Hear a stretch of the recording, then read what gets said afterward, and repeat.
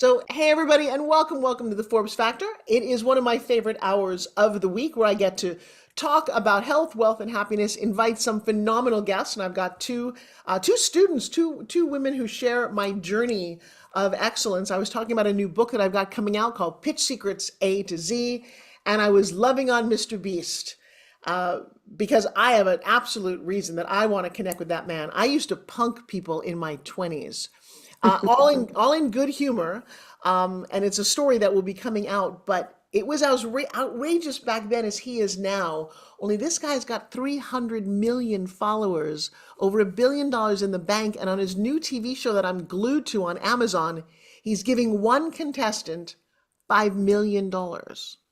I love this energy. I wish that more billionaires could do this. I feel like we need a version of Mr. Beast Elon, Mr. Beast Jeff Bezos Amazon. We need people doing these kind of random acts of generosity and love, and the world would be a better place. Well, I've got two amazing guests. I want to get to them because they're both very inspiring women that I've had a chance to meet through my trainings, and I got to tell you, I feel very, very blessed. So I'm going to start with Miss Georgia Vanderville. What a great name. You expect things from a woman named Georgia Vanderville. You have no choice. You've got the name, my girl. You do.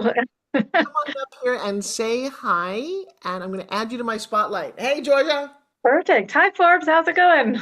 It is good. Well, you have managed to do some extraordinary things. I think you just got named the most influential woman of the Sierra Nevadas. Yes, definitely. That was one of those moments where you go, wait a second here, more people recognize me. I'm doing a bigger, I'm creating a bigger impact than I realized. Well, awesome. Why don't you share with telling us everyone how you got to this stage? Tell us a little bit about Miss Georgia. Well, as you know, I'm known as the fragrance aficionado. Excuse me. Because as a candle manufacturer for the past 22 years. That's okay. She got all nervous. So okay, take a sip of water, and I will. And that's okay. That sometimes happens. You get ready to end, and we've all had that. And sometimes I'll share with everyone. I love when stuff like this happens because it's not what happens, but how you handle it. I and right. And so there you go. Mhm. Tell us about. You own a very impressive candle company. How did that come to be? Yes. Well, it started out as a gift for a guy I had just met. I asked this guy for a ride on his motorcycle. He said no. But then he took a look at me and he said, wait a second here, there might be something about you. And he gave me a ride. I had to make him a Christmas gift, made him a Christmas gift. And you see, when I was 15 years old, I had overflowed the bathtub. I didn't have a cell phone in my hand. I just was 15. And I overflowed the bathtub, and it created this smell that came out of the carpet that no human should ever have to smell. And I needed to get rid of this smell. So I went to the store, spent my life savings on a scented candle. And I took it home, lit this candle, and it smelled like nothing. It did absolutely nothing. And I was heartbroken. So then at 21, with this boy, I met him, needed to make a gift for him for Christmas, made him a candle, and it had this incredible scent throw. So as far as I'm concerned, I invented scented candles, and they had to get out to the world. And I that's where it started. What a great, great, fun story. But you went beyond that. You invented this idea, and I love that. But then you decided to create an entire company around it. And as an entrepreneur, we have a lot of entrepreneurs listening to this show. Um, that's a crowded market. You can go get a Yankee candle. I assume it's fine or whatever. There's already candles out there. What made you think that you could be different and better? I think it was lack of knowing all of the competition that would be out there. I was 21 years old. I had no idea. And as far as I was concerned, no one had ever invented a scented candle. And then we started selling at farmers market, and people would come up and they'd be like, oh, have you heard of this other company? Have you heard of this other company? And I decided to shut it all out. And I didn't care. I didn't care what all these other people were doing. I only cared about what we were doing because that made us better. And we wanted to improve as us, not improve piggybacking off of somebody else. So we focused on us, focused on our customers, and grew from there. I love that. Tell us the name of your company and how you got to that name. It's called Shorty's Candle Company. And you can't tell on Zoom because on Zoom, everyone's 5'7". But I am 5 foot half an inch. So it's my nickname has been Shorty since I was Shorter. in ninth grade. At the time, I was even yeah, since third grade. Now, you and I met at a very exciting event where we were both speakers. Tell me about your speaking journey. My speaking journey has been a lot of fun. You see, I ended up becoming friends with a woman who wrote a book and she used to be a speaker. And I met her through our candle company. She was one of our customers. Very famous woman in LA. No big deal, but just that's who she was. And just becoming friends with her, it really inspired me to become a speaker. And I worked up all of the nerve I had one day because it had been fostering inside of me. It was just this little bubble inside of me that needed to burst. And I told her one day, I said, I want to be a speaker. And she said, Oh, honey, don't do that. Stick to what you're good at. You're good at making candles. Ooh, throw the gauntlet down. And I went, Oh, okay. And I didn't talk to her again for about 8 years. I never called her, I never responded to her. And Hmm. then she called me about 2 years ago and she just said, Hey, I want to know what you're up to. And now we're friends again. But I needed to step away because I needed to do what I needed to do and follow my path. I So love I've it. been learning, training, dissecting, doing, and growing. And finally, what advice would you give to an entrepreneur just starting out? To an entrepreneur just starting out, I would say keep going because you're going to tell yourself, oh, I can't do it. And you're going to start to compare yourself to other people if you're looking, especially on social media right now, because you see all these other people that have these courses and it's only $2,000 to come and join my course. And then I'm going to teach you how to do this, this, this, and this. And you're like, oh, okay, okay. And then you join this and I think that that's really tough because that creates a lot of comparison. So Mhm. instead of going outside of you, continue to learn, but really focus on just being here in the moment and doing what you need to in the moment. If you need to, if you're making candles, focus on your candle and focus on your product and focus on developing what you are actually creating. I love that. That is a phenomenal lead into my next guest. I'm going to tuck you in the audience for just a minute and we're going to come back and have a little bit of a roundtable. But you can't have a candle without fire. That's my theme and my logic behind this. And so I would like to introduce you to a female firefighter, not just a firefighter. She's a paramedic. She's a lieutenant. She's got some serious kudos over here. Tina, come on down here and say hello to everybody. Hi, everybody. Thank you, Forbes, for having me. I love talking to you, and you're one of my mentors, so I love to talk to you and be in your classes and just learn as much as I can. Well, I appreciate that. You came to the table with more than just a firefighting background. But let's start out. My brother-in-law was a firefighter, and I have a very passionate background. I went to high school with a whole group of guys who became firefighters at the Bowery Ladder 3 Engine 99, or the other way around, 99, Ladder 3, a quarter mile north of the World Trade Center. And when the second Um, building came down, they are all gone mm, one day, except my brother-in-law who wasn't on duty that day. And wow. so we then took the next couple of months and put all of them on a bike tour across the country to thank all the firefighters who came to New York City to stand for the 453 firefighters who lost their lives that day. So I have a very strong place in my heart. And then watching what just happened in Los Angeles, I lived there for 25 years, and the trailer park that I had my little second little tiny home for my kids when we would go on vacation is all gone. Mm. So, welcome to the stage. I'm sure we have a couple of questions for you, but tell everybody a little bit about your background and why you chose this profession. So I had actually five older women that I knew. They were about 10 years older than me, and one of them used to babysit me, and they were firefighters. And I didn't even know as a kid, as a teenager, that women could be firefighters until I met them. And so they kind of introduced it to me, and I've always been a very adventurous. I was into sports, and always loved helping people. So that's why I became a firefighter because that's what I thought I was called to do. I just felt like that's something I have to do. I love saving people. You know, I love fighting fire, but of course, I don't want the other end of it where people lose their houses and stuff. So I'm sorry about the place that you had. So yeah, the fires in LA are have been just crazy. And that's not anything to do with the fire department and how they put out fires. It's called weather. I mean, it's just something that happens. It's a natural disaster. Share with me before we get into what you're up to, which is very exciting. What's one precaution a homeowner can do, do you think, that you've witnessed as a firefighter? Definitely always have a fire extinguisher in your house and smoke alarms. Smoke alarms will save your life. And a CO detector too. That will also help. So you can get a combo. Smoke and CO detector, those are lifesavers.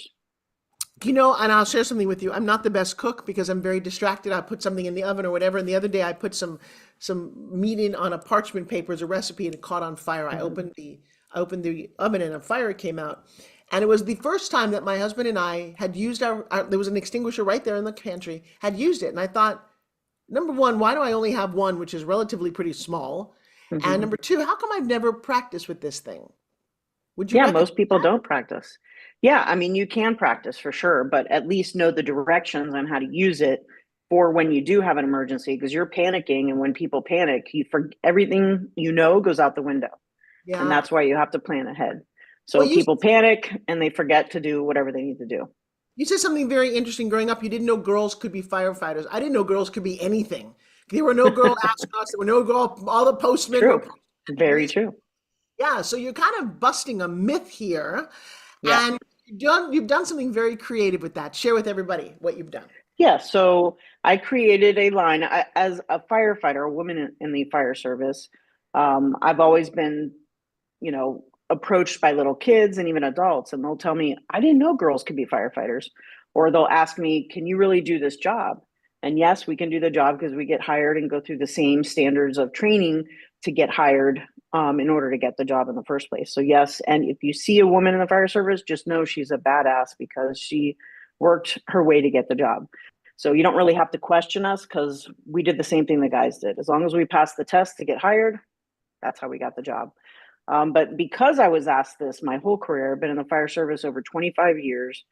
I'm a lieutenant, like you said, but and also a paramedic. I said, how am I going to change this way of thinking? Because little girls look at firefighters. They love fire trucks. They love to come to the fire station.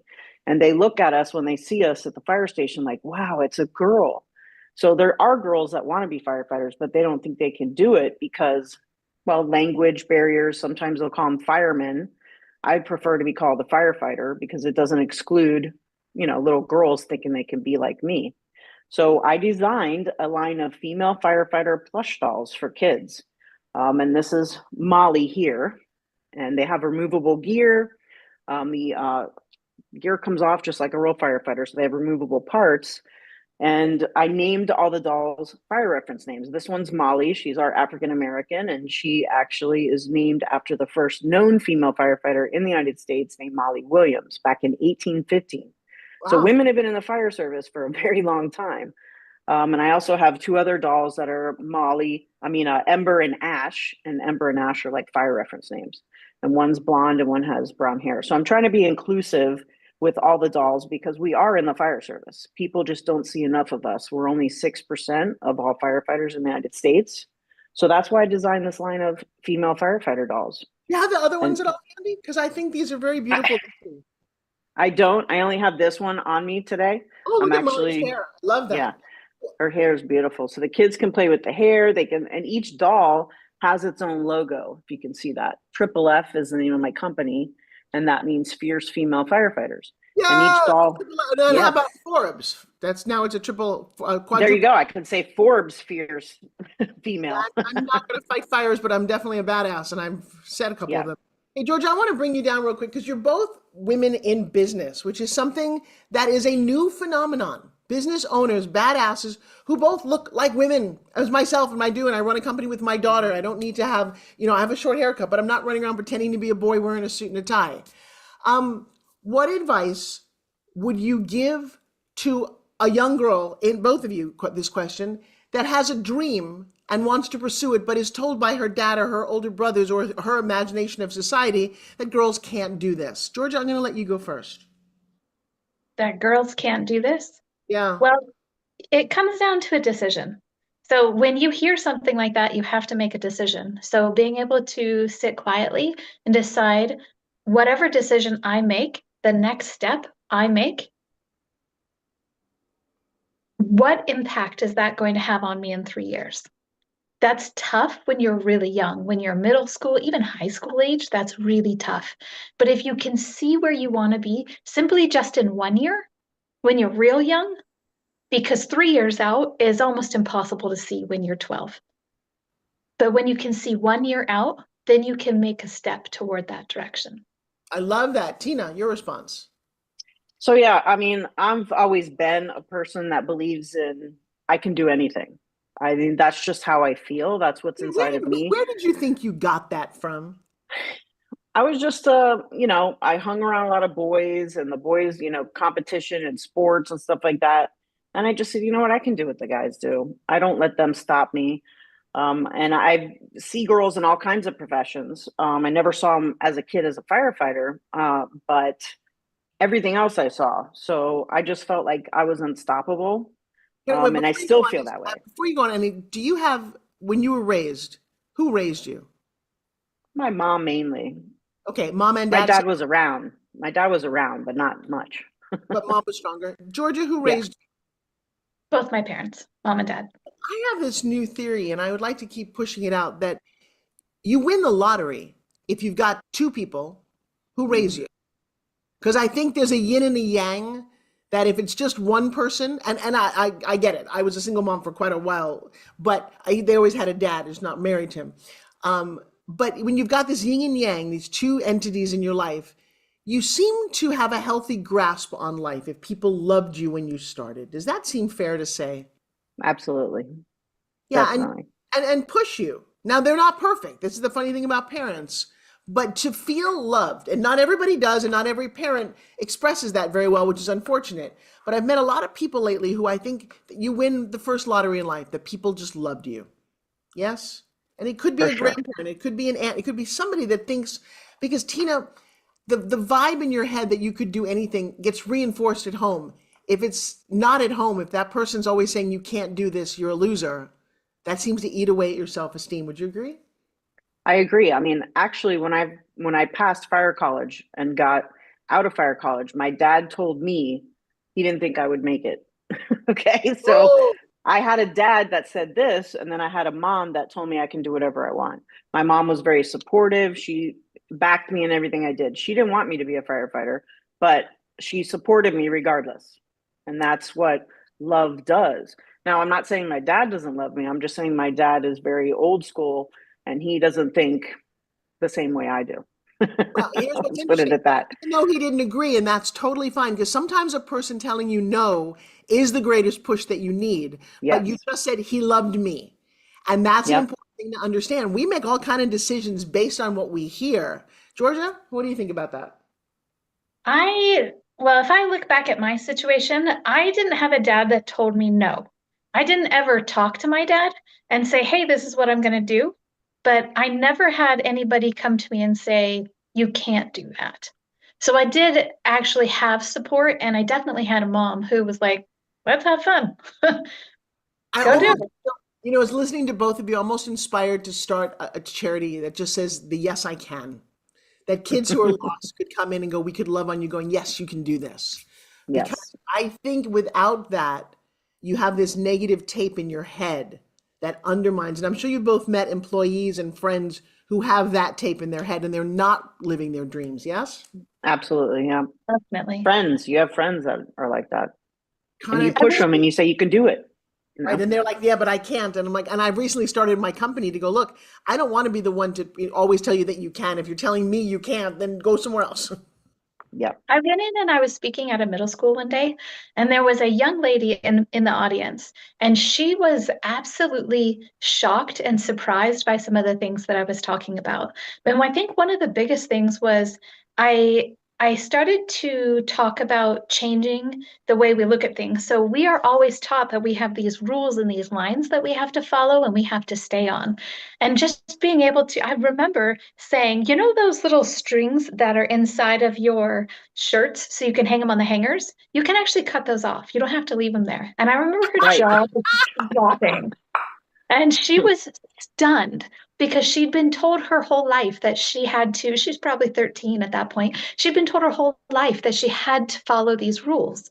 And to be able to see that these rules were really not anything concrete, it shocked her.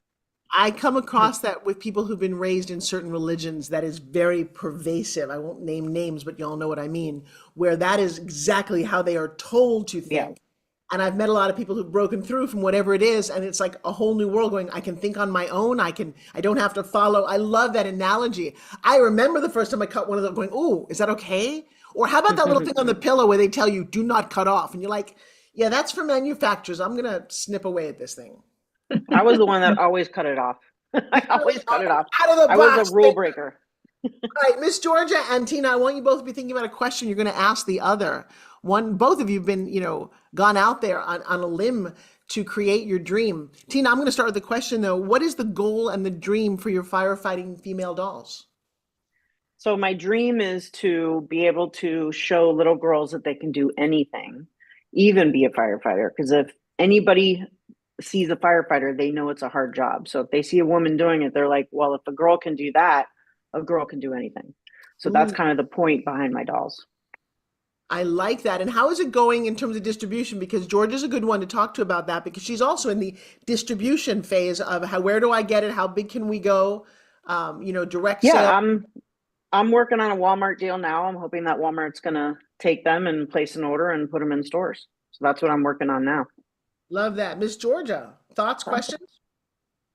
My question, well, I was going to ask, several things, definitely Walmart and how do you connect? What is your plan on connecting with other smaller retailers? Are you planning on going to any type of trade shows or anything where buyers for boutiques might come in or buyers for smaller toy stores?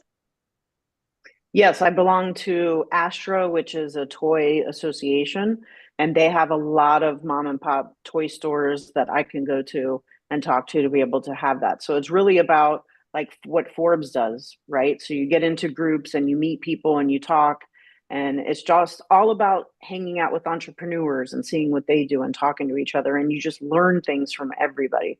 And that's how I learned how to even make a doll. I really didn't play with dolls when I was a kid. So how I figured out how to make this doll is I saw Shark Tank, which I did audition for, by the way. And the first thing that the guy said was, "Oh, you guys win for the best costumes for the day." That was a Shark Tank producer that told us that. I had 4 women in bunker gear holding the dolls, and that's the first thing. So that's why I know these dolls need to get out there because even adults don't know. They thought we were wearing costumes, and we're like, "No, we're firefighters. This is our uniform." Oh, wow. Yeah. So, but back to the dolls. I just think now I just lost my train of thought when I went to Shark Tank. Oh, so a guy on Shark Tank made plush dolls. So I looked for a mentor. I reached out to this guy. He's already doing it. So I reached out to him and I said, "Hey, can you mentor me? I have no idea what I'm doing trying to make a plush doll." And he gave me all his contacts. So it's really about working smarter and not so much harder because go to the people that have already done what you've done, ask them how you do it. I mean, I'm not a competitor for him because I have something completely different than him. So that's how I learned to get the factory, the prototype, the manufacturer for the boxing. I mean, designing all that stuff. So I kind of work smarter and not harder. I So I love. hang around the right people.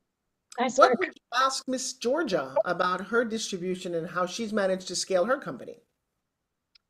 Um,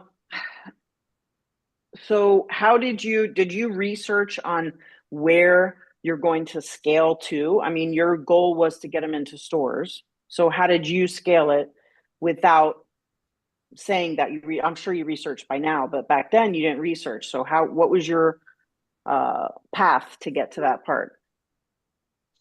We actually do not focus a lot of our time and attention on retail stores. Okay. When we very first started, we've been in business for 22 years. We started out online and we've been online ever since. That is our main avenue. And then we've had stores that find us online and they come to us and they'll say, "Hey, I'd love to carry your product in our stores."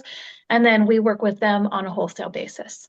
And that's our main direction. And then coming up this next year, we are talking about going to a trade show. And in 2025, we're talking about going to a trade show. And so we are building our booth for that right now. And Very so, good. what do you both imagine on the online sales part? Tina, what has been your strategy? A lot of social media marketing about firefighting, about what I do, and try to include the kids in on it. I've made the dolls into characters. So now I have separate characters for them, and I'm going to be writing a book and probably a cartoon and all kinds of stuff. So, really, just being able to scale, figuring out where I can scale this business and not just make it only the dolls. You know, that's funny. So, I do have, I had the kids grow up. Our guy down the street, I'm trying to remember animals, planimals, what's it? Not Garanimals, but he had a TV series with plush dolls. And if I can remember his name, I would love to have you reach out to him. hmm, 'Cause the kids are in that, they're in the commercial for that. If I can remember what that was, I would love to see this as a TV or animated type series. yes. My Ooh, characters came out so cool. I'm so excited about the characters. It's just going to be Ash, Molly, and Ember adventures, and I want to make games and make them all into characters, and eventually have a little cartoon for them. I So love it's going to that. be fun. Georgia, as I'm looking at candles, my concern again about fire, about unattended candles, what do you recommend for protection of people who love the scents that come out of your candles? Because I have mine in my kitchen, but I'm always worried that I don't forget to blow it out. But what's the thought process behind that? Well, you can always ask Alexa to set a timer for you. So you can always set a timer. You're going to notice the fragrance. So that's one of the things with our candles is that they have just an incredible smell. So when you have them burning, you're going to notice it and you're going to go, oh, and I would say set a timer would be one thing. Burn them in a place where you are going to be seeing them as you walk past them. And yeah, and remember them, just remember them. I would say one thing too for safety would be you can always burn them on a little plate. Put them on a candle plate. If you're worried about anything, just put them on a plate and let them burn on there. We also have melter packs too. I don't know if you know what a melter pack is, Oh, but what it is like a coffee mug warmer.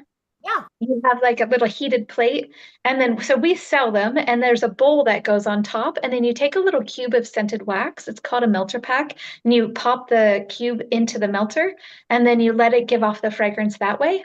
And the wax never leaves. The only thing that ever leaves the product is the fragrance. So they last 5 to 15 hours, and they will give off everything. They'll give off all the fragrance. You have the wonderful fragrance without any flame.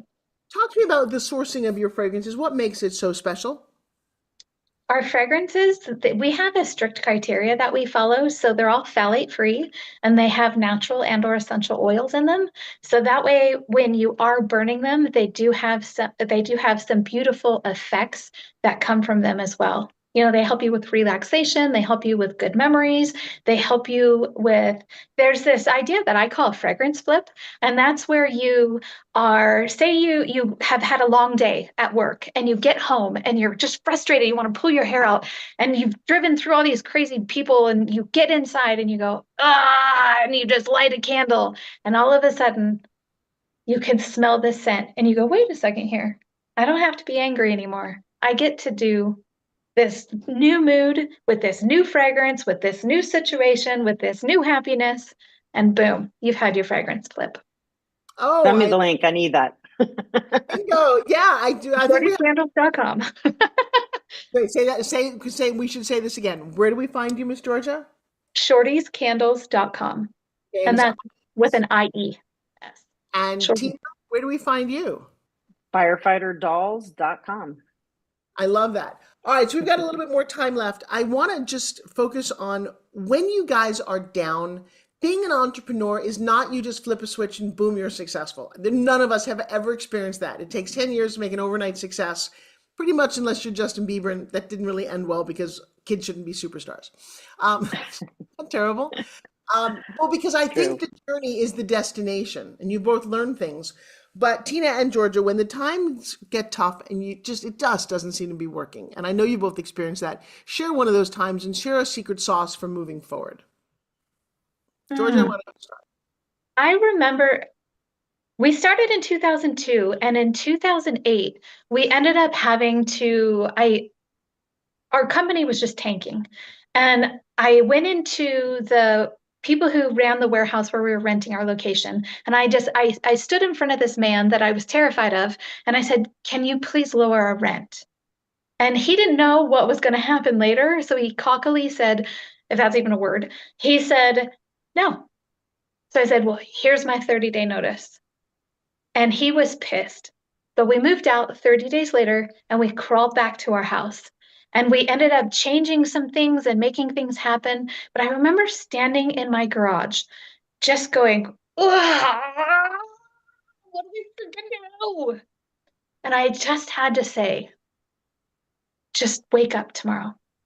That's it. Just wake up tomorrow and show back up. And just show back up. And Oh, that was it. Was just show back up. And I always had this little idea, this little tiny pinprick of just something prettier, just like this blue ball that I was working toward. And I didn't know what was inside the ball. Now I can tell you a little bit more about what's inside that ball. But I had to just work toward this little blue sphere that held this beautiful future. And I knew if I just kept showing up, that I'd get one step closer to that every day. oh wow. Tina? Yeah. So when I'm down and out and struggling, trying to figure out what's my next step, which way should I go? Because there's so many routes. I basically just think of these little girls' faces that I feel like this one girl, for instance, her mom comes running up to me, and I was at a convention selling the dolls, so I had a booth, and the mom comes up in a stroller, and her kid's like maybe 5, maybe 4, and she puts her to the side. She goes, "Oh my God, I can't believe you made these dolls. I got to tell you this story about my daughter." I'm like, "Okay," and she goes, "So my daughter comes up to me one day, and she goes, 'Mommy, I want to be a boy,'" and I was like, "Okay, where's she going with this?" And she goes, "Why do you want to be a boy, honey?" And the little girl goes to her mommy, "Because I want to be a firefighter and you have to be a boy to be a firefighter." And her mom would tell her over and over. I mean, that just broke my heart. I almost cried when she said that. But so I went up to this little girl, and I was in my, bunker gear, and I showed her my doll, and I go, "Look, it's a girl firefighter." And her face, first she was stunned, and then her face just changed, and she was like, you could just see her thinking, like, "You mean I can be a girl myself and be a firefighter?" It was just an amazing, I'll never forget that face. So that's what I think about of these little girls. I get the stories where they love this doll and they hug on it, and they're just seeing like, "Oh, I can be a firefighter too," because they're used to seeing maybe their brother play with fire trucks or something like that. And they're like, "I want to be involved too."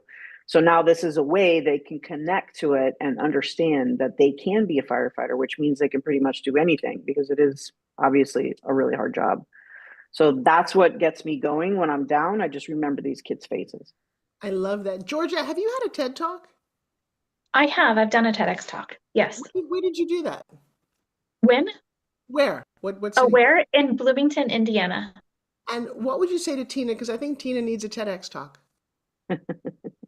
What would I say? I would say come up with your idea, the idea that you have, and I can kind of hear it in there. I would say come up with the idea, structure it out, and then look at different TEDx platforms across the United States or wherever you want to go. They're all over the world, and start applying. And if you apply for one and they contact you, but they don't accept you, that doesn't mean you're out. It just means you Yeah, weren't right for that specific theme. So then move on to another one and keep going. What good advice. So Tina, what do you think? TEDx very talk good. out of this? Maybe. I mean, it is definitely something I want to be able to get out into the world and, inspire women, even our ages. I mean, it inspires women because they're like, they see what I'm doing and they just But it's love just it. a topic. Women fight fires too. And I have Yeah. to tell you, it could be a very hot topic. Yep. It'd be on fire for sure. There you go. All right. We got a lot of these. You know what? It's been awesome having the both of you here. Is there anything else that you would like to share? So one of the things I like to ask my guests usually is your thought for the world. just, the state of the world is whatever it is, and then there's your perspective. So, Georgia, why don't you go first and share your hope for the world? My hope for the world would be that you can bring relaxation into your life, because that is one of the biggest things that we have. We've got social media, we have all of these different television shows, we have everything, and it's just this chaos that keeps coming in. And then we have to deal with people on a daily basis. And there's so much going on and so many things going on in here that if you're able to find something that can bring you down just a little bit, and I don't mean down negatively, I mean bring that stimulation down. And that's why I love fragrance, is because fragrance does that. Candles do that. They have this beautiful light that comes from them, and it just creates this magic and this almost romance with yourself or with whomever is with you. And you can bring that into your world and into your life with a candle. So tap into one of your five senses, your sense of smell, and enjoy life more. Oh, I love that. And Tina? I think the world needs to be present in their own lives.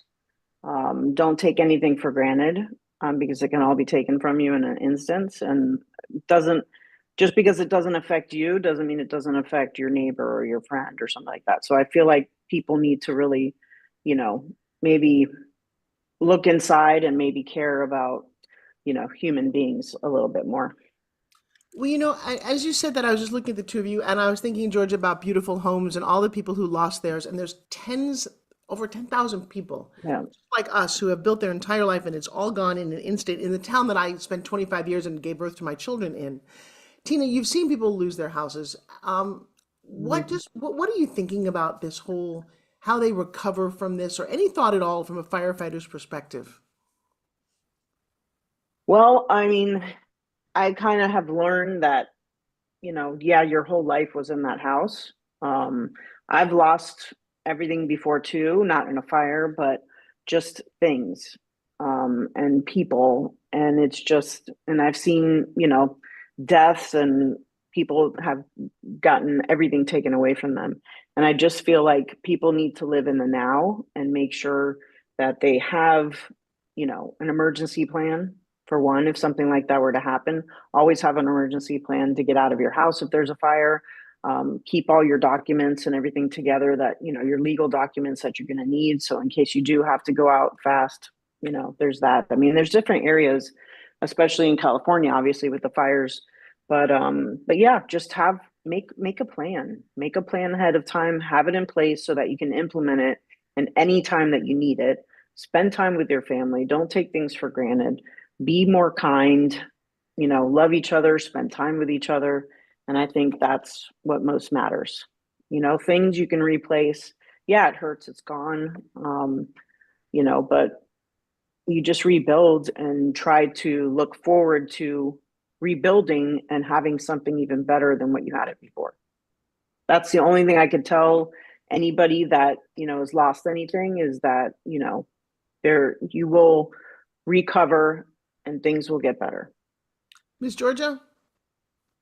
Yes. What would I tell people? Yeah, I mean, you have a very beautiful, way about you. You come home and something smells beautiful. Well, now these people aren't coming home. Just what's your thought on that? What is my thought on that? My thought on the fact that they're not coming home is that that does a lot to who you are as an individual. And I we've had those situations. You know, I told the story about overflowing the bathtub. And at the time, it was really, really devastating. And later on, I've recognized that, and this might come across as bad, but it's not. It's because it's meant with love and kindness and hope for the future. But being able to see how that experience at 15 has helped me grow later on in life. I think that all the things that happen to us help us grow and help us experience something new. And I'm trying to think of an example, but I'm not having anything come to my mind right now. But the, Ooh, we're losing George's connection. That's not good. I'm not sure what's going on there. Tina, are you okay? Yes. Yeah, I'm good. I'm here. totally see you. And Georgia is frozen mid-thought, thinking Yep. about what she wants to say. All right, you guys, it is that time. It's the end of the show. I'm going to say, since Georgia, you froze a little bit, Oh, um, sorry about that. and we totally lost you. Will you tell everybody where we can find you one more time? You can find me at shortiescandles.com. I love that, with an IES. And Tina, where do we find you? At firefighterdolls.com, and I'm all over social media. Any platform you can find us there. Triple F. Well, I love that. I'm going to tuck you guys back in the audience, say thank you so much for being my very special guest today. And I'm going to do just a couple of words out to my audience, but thank you very much, ladies. Thank you. To all of my guests, to all of my listeners today, what a very special, enlightened show. One, I love the subject of women being successful, of being entrepreneurs, of being firefighters, something I'd certainly never thought of. And I remember when my brother-in-law was going through that and all the training and how hard. And I, I, I always say his dad was a cop, and there used to be an old joke: what's the difference between a policeman and a fireman? Uh, Everybody wants to be firemen because they literally love firemen. They are fire people. Firefighters are the only people who run into a burning building when everyone else runs out. And so my heart to all of our firefighters and everyone who's gone through everything in Los Angeles. If there's anything that you can do or donate or just want to say a prayer. I have a dozen friends, and it's just heartbreaking to hear them post on social media about what they're going through. But on the other side of that, as somebody who's led a very Zen life and lived in an ashram and does understand that things are just things, the value that you place on them, and is your family safe? And are you taking time, like Tina said, to embrace your family, to maybe sit around? When I think of candles, I think of meditation.